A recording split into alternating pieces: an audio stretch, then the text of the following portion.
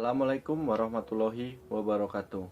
Kembali lagi bersama saya Bahtiar Agung Laksono, mahasiswa Universitas Pancasakti Tegal, Prodi Bimbingan Konseling semester 4. Di video ini saya akan membuat gagasan futuristik konstruktif yang mengenai materi penyesuaian kerja atau teori Minnesota yang saya kaitkan dengan SDGs, yaitu Sustainable Development Goals.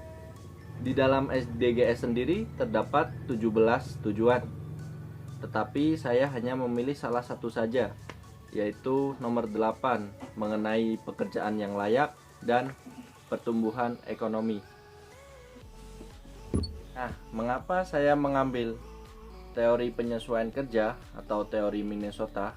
Karena di Indonesia banyak sekali pekerja yang tidak sesuai dengan pekerjaannya. Maka dari itu banyak pengangguran yang ada di Indonesia.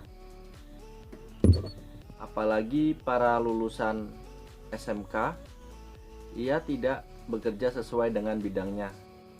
Ia terkadang bekerja di bidang yang lain. Seperti misal teman saya jurusan elektro, tetapi ia bekerja di bidang otomotif. Nah, di situ kan itu tidak sesuai pekerjaannya dengan bidang yang telah dijalaninya.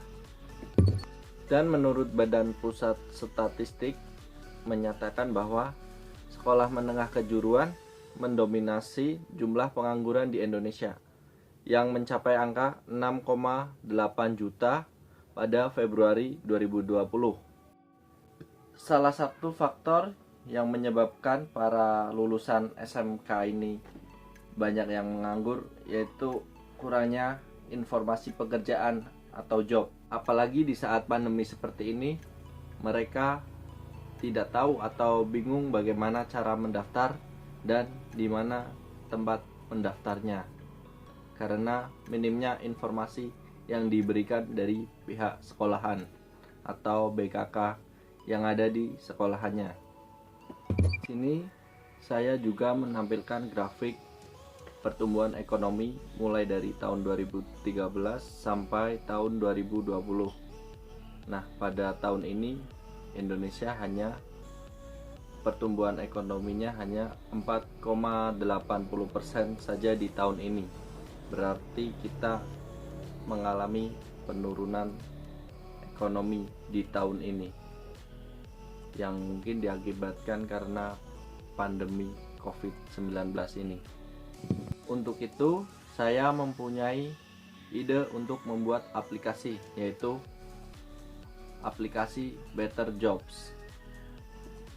Mengapa saya membuat aplikasi ini? Pada awalnya saya mendapat kabar tentang teman-teman yang sulit untuk menemukan informasi pekerjaan baik teknis maupun non manajerial yang sesuai dengan bidangnya. Nah, kendala teman-teman saya itu yaitu seperti kurangnya informasi mengenai lowongan pekerjaan tersebut, tidak update lowongan pekerjaannya di BKK atau di sekolahannya. Itu yang membuat saya mempunyai ide membuat aplikasi ini.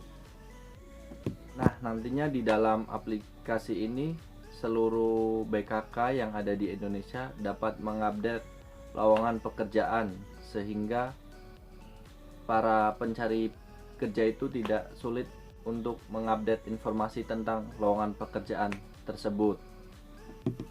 Aplikasi ini juga berisikan tentang informasi pekerjaan mengenai operator, teknisi, dan yang lain-lain. Kelebihan dari aplikasi ini yaitu kemudahan dalam mengirim sebuah syarat-syarat lamaran pekerjaan yang sudah ditentukan oleh perusahaan terkait. Tujuan saya membuat aplikasi seperti ini yaitu untuk mencarikan sebuah lowongan pekerjaan bagi lulusan SMK karena terhambat oleh BKK yang kurang update tentang lowongan pekerjaan di bidangnya masing-masing. Apa saya mempunyai ide seperti ini? Karena untuk jangka 5 tahun ke depan, kemungkinan aplikasi ini akan lebih banyak digunakan daripada kita datang langsung ke BKK untuk mencari informasi lowongan pekerjaan. Selain itu, kita juga bisa dengan aplikasi ini kita juga bisa menghemat biaya, menghemat waktu, dan menghemat tenaga karena tidak usah berpergian kemana-mana. Cukup di rumah dan mengisi formulir yang tersedia. Semoga nantinya saya dapat mengembangkan aplikasi ini dan dapat membantu lulusan SMK dalam mencari pekerjaan yang layak dan sesuai dengan bidangnya, dan juga bisa dapat mengembangkan perekonomian Indonesia. Jika para pekerja di Indonesia sudah mempunyai pekerjaan yang layak dan sesuai dengan bidangnya, maka tidak menutup kemungkinan akan mengangkat perekonomian Indonesia yang lebih baik. Sekian yang bisa saya sampaikan. Mohon maaf jika ada kekurangan maupun salah-salah kata. Wabillahi taufiq wal hidayah. Wassalamualaikum warahmatullahi wabarakatuh.